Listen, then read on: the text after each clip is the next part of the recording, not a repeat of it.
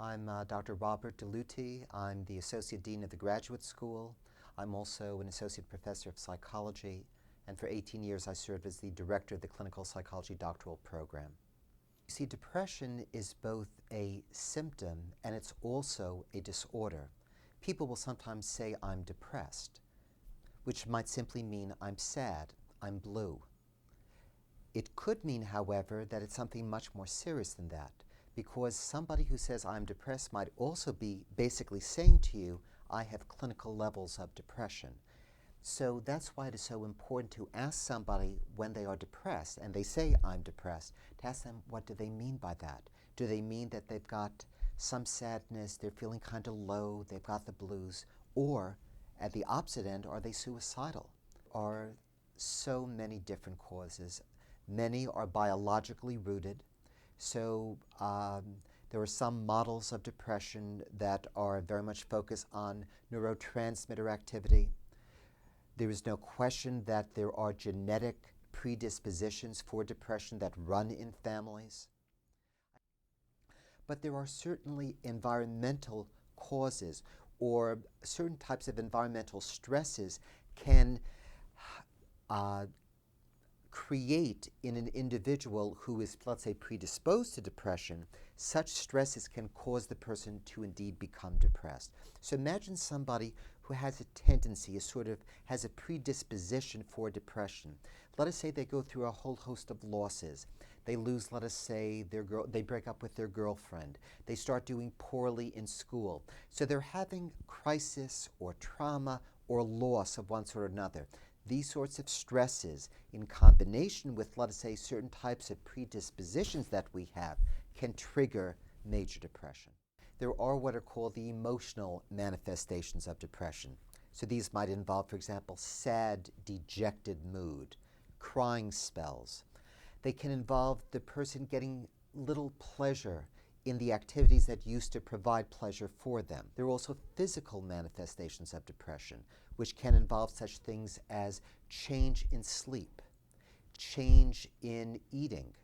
Now, some people think, oh, when you're depressed, you don't eat, you have no appetite. Not necessarily. There's some depressed individuals who eat more when they are clinically depressed than when they're not.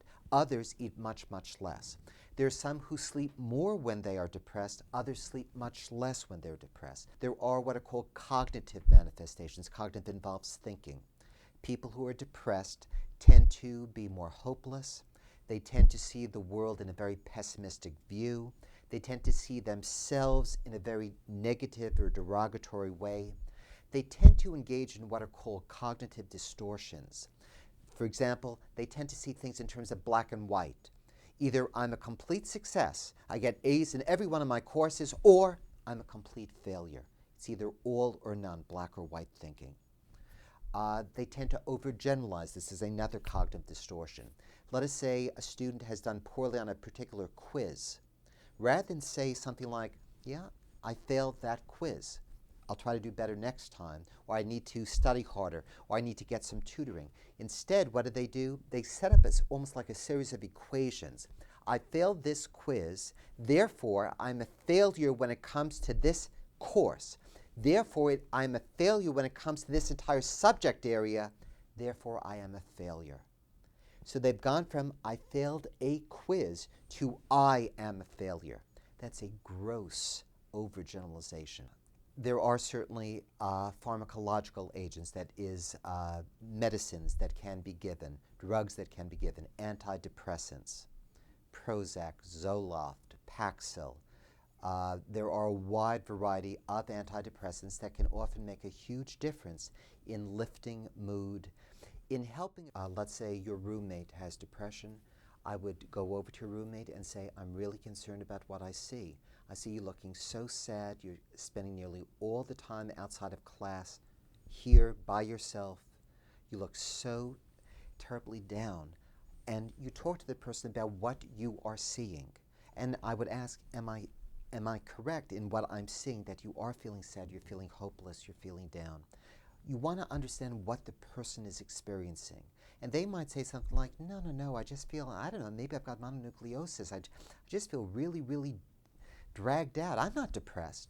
don't make the assumption that necessarily the person is depressed. But what I would simply do is share what I am seeing. I'm seeing that you're looking sad, you're spending a huge amount of time by yourself. I know you used to love to watch movies, you're not doing that anymore. I just wonder what's going on.